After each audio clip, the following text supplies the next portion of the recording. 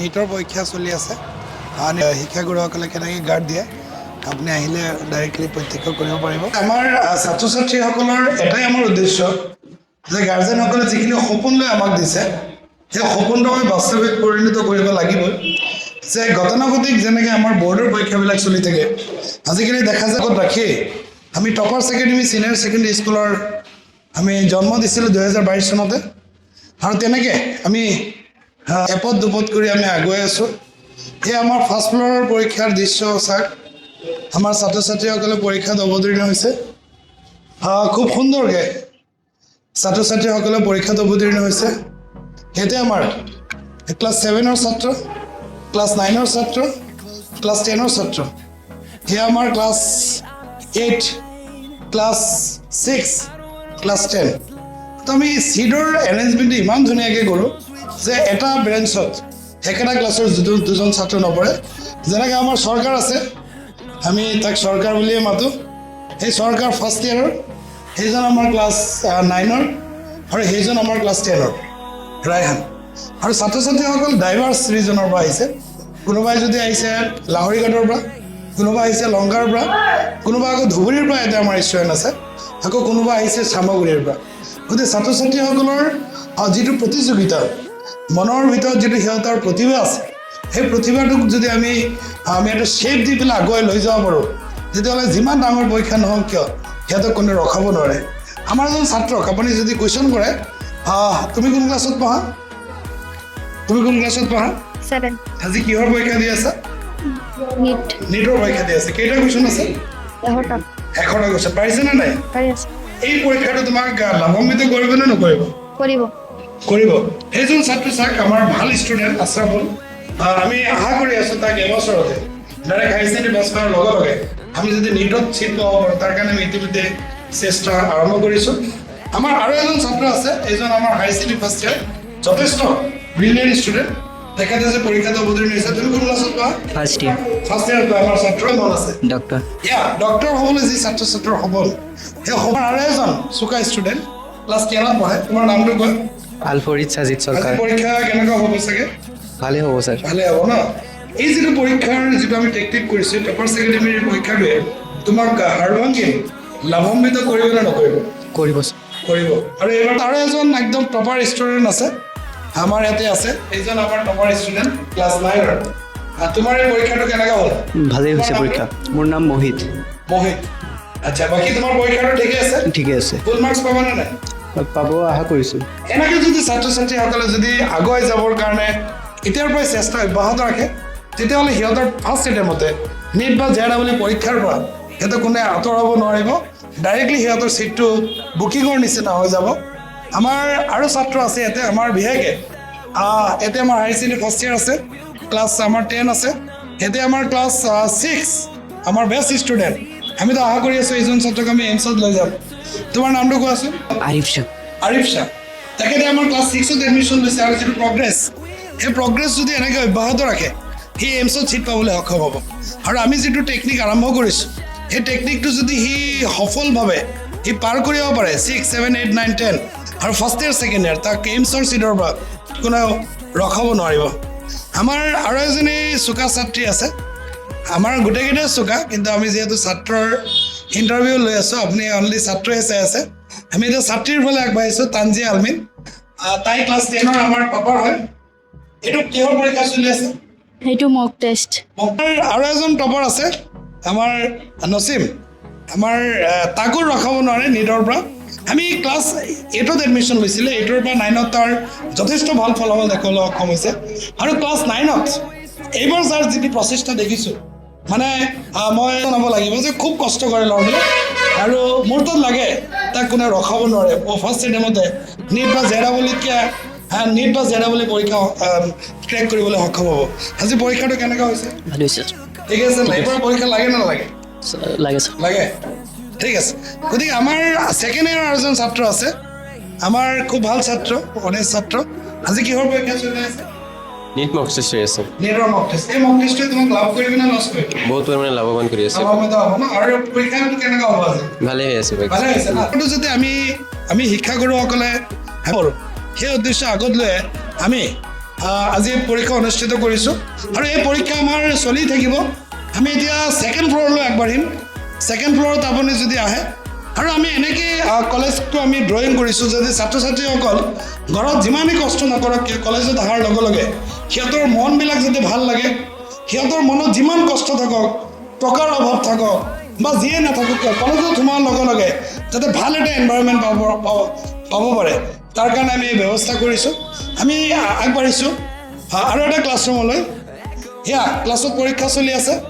আমাৰ ইয়াতে ড্ৰপাৰ ছাত্ৰী আছে, আমাৰ ক্লাছ ফাৰ্ষ্ট ইয়াৰ আছে, ছেকেণ্ড ইয়াৰ আছে, ড্ৰপাৰ আছে, ফাৰ্ষ্ট ইয়াৰ আছে, এটা ক্লাছ 10ও আছে। চ' আমাৰ ছিট এৰেঞ্জমেণ্টটো আমি ইমান ধুনীয়াকৈ কৰোঁ যাতে এটা ব্ৰেঞ্চত একেটা ক্লাছত দুজন ছাত্ৰ ছাত্ৰী পৰাপক্ষত নপৰে। আমি পোনে পোনে আমি এজনী ছাত্ৰীৰ ওচৰত যাব চেষ্টা কৰিম। আমাৰ আজি যিটো পৰীক্ষা হৈছে চোৱাচোন, পৰীক্ষাটো কেনেকুৱা লাগি আছে? ভালেই লাগিছে। কিহৰ পৰীক্ষা চলি আছে? নীট এক্সাম নীটৰ পৰীক্ষা। কেইটা কুৱেশ্যন আহে নীটত? 180 180। কিমান পাবা আছে? এইটো গম নাপাওঁ। গম নাপাব ন? ঠিক আছে। আমাৰ ছাত্ৰ ছাত্ৰীসকলে খুব সুন্দৰকৈ পৰীক্ষাত অৱতীৰ্ণ হৈছে। আমাৰ হাবিবা ছেকেণ্ড ইয়াৰৰ ছাত্ৰী আছে। কিহৰ পৰীক্ষা চলিছে? নীট এক্সাম পৰীক্ষাটো ভাল হৈছে নে বেয়া হৈছে? ভাল হৈছে।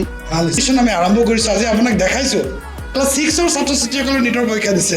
হয়তো নগাঁৱৰ ভিতৰত আমিয়ে প্ৰথমখন কলেজ হ'ম যে ক্লাছ 6ৰ পৰা আমি সিহঁতক প্ৰিপেৰেশ্যন দিবৰ কাৰণে আমি চেষ্টা আৰম্ভ কৰিছোঁ।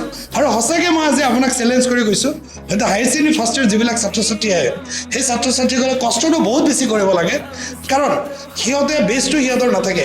কিন্তু আমাৰ কলেজত যিবিলাকে 6ত 7ত 8ত সিহঁতে নামভৰ্তি কৰে, সিহঁতে অলপ সকাহ পায় যে হায়াৰ ছেকেণ্ডেৰীত যোৱাৰ লগে লগে সিহঁতৰ যিটো নীটৰ যিটো ক'ৰ্চ থাকে সেইটো সিহঁতে ইজিলি হেণ্ডেল কৰিব পাৰিব বুলি আমি ইতিমধ্যে তেনেকুৱা ধৰণৰ থাকে।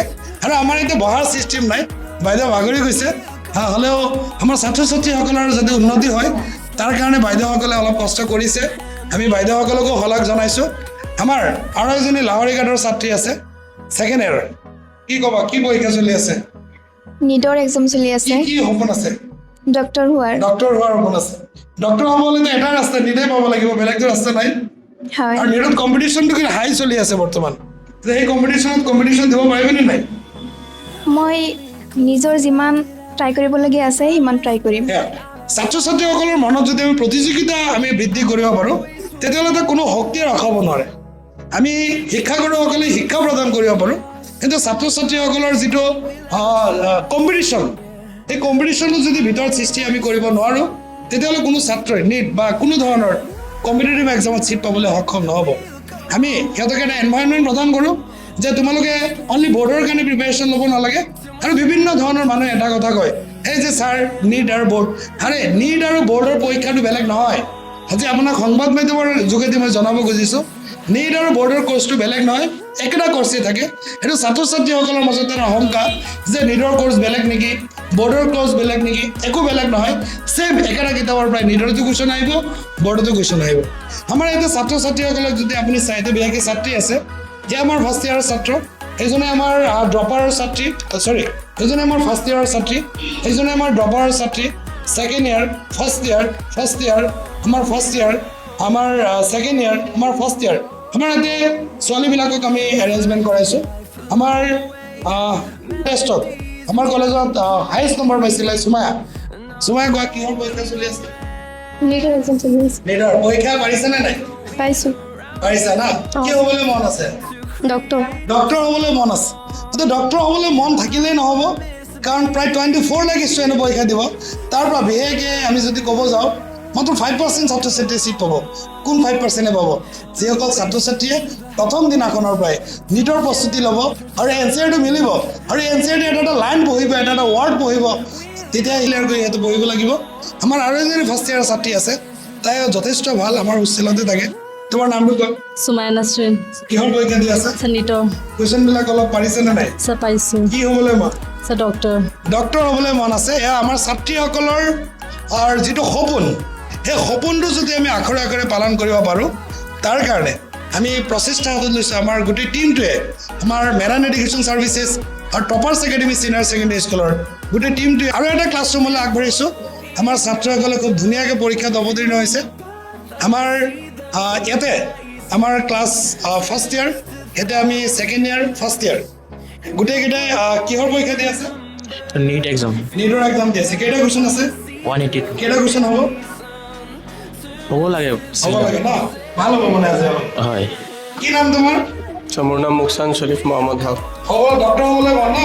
জি ছাৰ ইচ্ছা ডক্টৰ পৰীক্ষাটোৱে দি আছে। হয় ডক্টৰ হ'ব লাগিব। হয় ছাৰ পৰীক্ষাবিলাক কেনেকুৱা হৈ আছে আজি? ছাৰ ভালে হৈ আছে এয়া ছাত্ৰ ছাত্ৰী যেতিয়া ভাল বুলি কয় তেতিয়া আমি শিক্ষাগুৰুসকলে খুব ভাল পাওঁ। দুদিন ভাত নোখোৱাকৈ থাকিলে এজন ছাত্ৰই যেতিয়া শিক্ষাগুৰুসকলক আহি কৈ ছাৰ আজি মই পঢ়িব আহিছোঁ, তেতিয়া কোনো ধৰণৰ কুণ্ঠাবোধ নকৰে। সকলো দিছা সকলো শিক্ষাগুৰুসকলে সিহঁতক শিক্ষা দিবৰ কাৰণে চেষ্টা কৰে আৰু গোটেই দুখ বাগৰ কষ্ট পাহৰি যায়। গোটেই ৰাতি যিসকল টিচাৰে বিভিন্ন ধৰণৰ টকা বা বিভিন্ন ধৰণৰ ঘৰুৱা অভাৱত থাকে বা বিভিন্ন ধৰণৰ প্ৰব্লেমত থাকে, যেতিয়া শিক্ষাগুৰুসকল ক্লাছত আহি উপস্থিত হয়, যেতিয়া ছাত্ৰ ছাত্ৰীসকলৰ মুখৰ ফালে চায়, তেতিয়া গোটেই কষ্ট দুখ পাহৰি যায়। সেয়া হ'ল আমাৰ শিক্ষাগুৰুসকলৰ কেৰেক্টাৰ। কিন্তু যেতিয়া ছাত্ৰ ছাত্ৰীসকলে ভালকৈ নপঢ়ে তেতিয়া শিক্ষাগুৰুসকলে বহুত কষ্ট পায়। গতিকে মই ডাইৰেক্টলি যাব বিচাৰিছোঁ আমাৰ ইয়াৰে আমাৰ লোকেল চলচলীৰ লোকেল পাৰভেজ। সি ফাৰ্ষ্ট ইয়াৰত এডমিশ্যন লৈছে। কিহৰ পৰীক্ষা দি আছে? নিট মক টেষ্ট স্যাৰ কেনেকুৱা হৈ আছে পৰীক্ষা আজি? ভালোই হয়েছে স্যাৰ ঠিক আছে ডক্টৰ ৰবাৰ্টছ মেৰাজুল আছে। কিহৰ পৰীক্ষা চলি আছে? নীট এক্সাম চলি আছে। নীটৰ পৰীক্ষা চলি আছে। আজি কেনেকুৱা আশা কৰিছে? আজি অলপ ভাল হ'ব ন? কুৱেশ্যনটো সজাই আছে, অলপ ভাল হ'ব। ভাল হ'ব ন? কুৱেশ্যনৰ পেটাৰ্ণটো কেনেকুৱা পাইছে তোমাৰ চাগে? কুৱেশ্যন পেপাৰটো ঠিকেই আছে মোটামুটি। ঠিকে আছে। আজি অলপ ষ্টেণ্ডাৰ্ড কুৱেশ্যন কুৱেশ্যনটো অলপ দেখাব চেষ্টা কৰিছোঁ আমি এবাৰ কুৱেশ্যন। আৰু আজি আপুনি শুনি আচৰিত হ'ব যে মোৰ কুৱেশ্যনটো অলৰেডি কোটাত গৈছে, দিল্লীত গৈছে, আমাৰ বিভিন্ন ধৰণৰ ষ্টেটত আমি অলৰেডি কুৱেশ্যনবিলাক আমি প্ৰেৰণ কৰিছোঁ, বিভিন্ন ধৰণৰ অৰ্ডাৰ কৰিছে। আৰু যদি কোনো ছাত্ৰ ছাত্ৰীসকলে ঘৰতে বহি পঢ়িম বুলি ভাবিছে আৰু এইটো টেষ্ট চিৰিজটো লাগে বুলি ভাবে, তেতিয়াহ'লে ডাইৰেক্ট আমাৰ কলেজৰ ৱেবছাইট বা মেৰাইন এডুকেশ্যন ছাৰ্ভিচেছৰ ৱেবছাইট বা ডাইৰেক্ট আমি লেবৰেটৰীত আমাৰ যিহেতু কলেজত স্পেচটো অলপ কম আছে আৰু জোখতকৈ বেছি ছাত্ৰ ছাত্ৰীসকলে এডমিশ্যন লৈছে, তাৰ ভাল ছাত্ৰ আছে।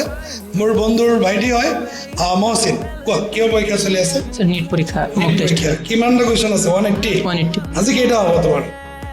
কৰিছোঁ পাৰিছোঁ আজি হ'ব ন? ডক্টৰ হ'বলৈ মন নে ইঞ্জিনিয়াৰ? Doctor doctor.